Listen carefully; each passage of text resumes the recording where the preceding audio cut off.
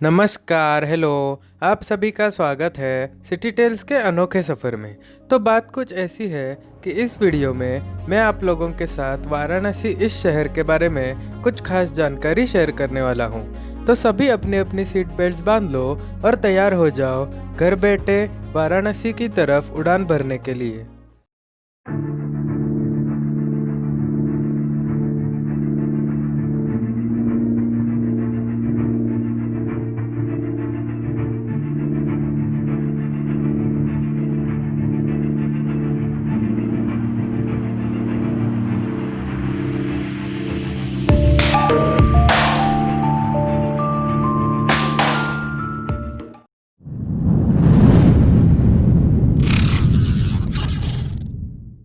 वाराणसी इस शहर को बनारस या काशी के नाम से भी जाना जाता है।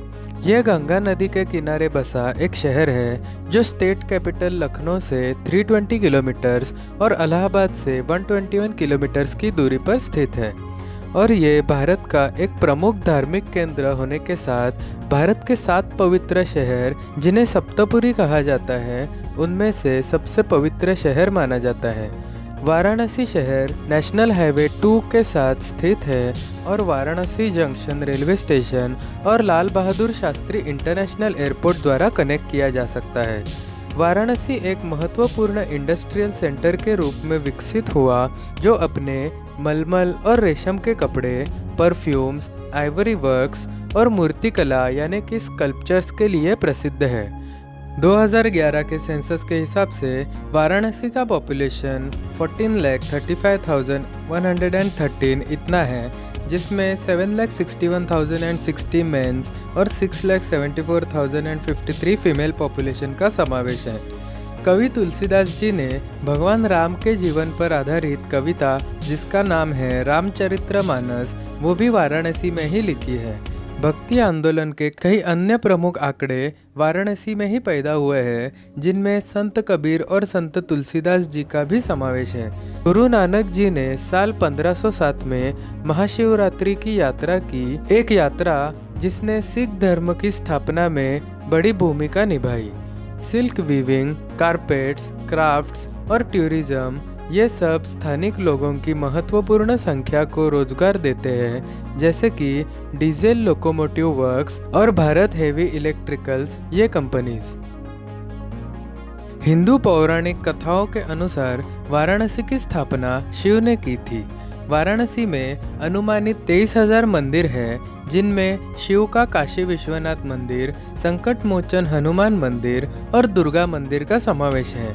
यह शहर लंबे समय से एजुकेशनल और म्यूजिकल सेंटर रहा है। कई प्रमुख भारतीय फिलोसोफर्स, पोएट्स, राइटर्स और म्यूजिशियंस इस शहर में रहते हैं या रहते थे। और एशिया के सबसे बड़े रेसिडेंशियल यूनिवर्सिटीज़ में बनारस हिंदू यूनिवर्सिटी का समावेश है, जो वाराणसी में स्थित है।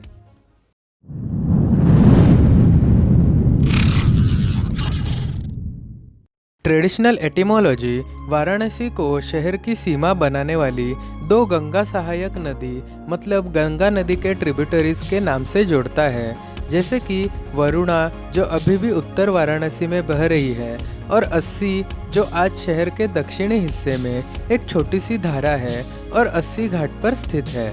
इन 2 नदियों का नाम जोड़ के इस शहर को वाराणसी ये नाम दिया गया है। सिल्क वीविंग इंडस्ट्री के बाद टूरिज्म इंडस्ट्री वाराणसी की सेकेंड मोस्ट इम्पोर्टेंट इंडस्ट्री है। डोमेस्टिक टूरिस्ट ज़्यादातर रिलीजियस पर्पस के लिए यहाँ पर आते हैं और फॉरेन टूरिस्ट गंगा नदी के घाट, यहाँ के मंदिर और सारनाथ जैसे कई रिलीजियस स्थानों के दर्शन के लिए यहाँ विजिट करते हैं। वाराणसी कई हजार वर्षों से उत्तर भारत का एक सांस्कृतिक केंद्र रहा है और गंगा नदी के साथ निकटता से जुड़ा हुआ है। तो इसी के साथ मैं आपसे विदा लेता हूँ। निरोप घेतो। मिलते हैं अगले वीडियो में वाराणसी शहर में गंगा नदी पर स्थित कुछ फेमस घाटों के बारे में जानकारी के साथ। और अगर आपको मेरे वीडियोस अच्छे लगते हैं तो मेरे चैनल को सब्सक्राइब कीजिए और आपके दोस्तों के साथ शेयर कीजिए और लाइक और कमेंट करके ही जाइए।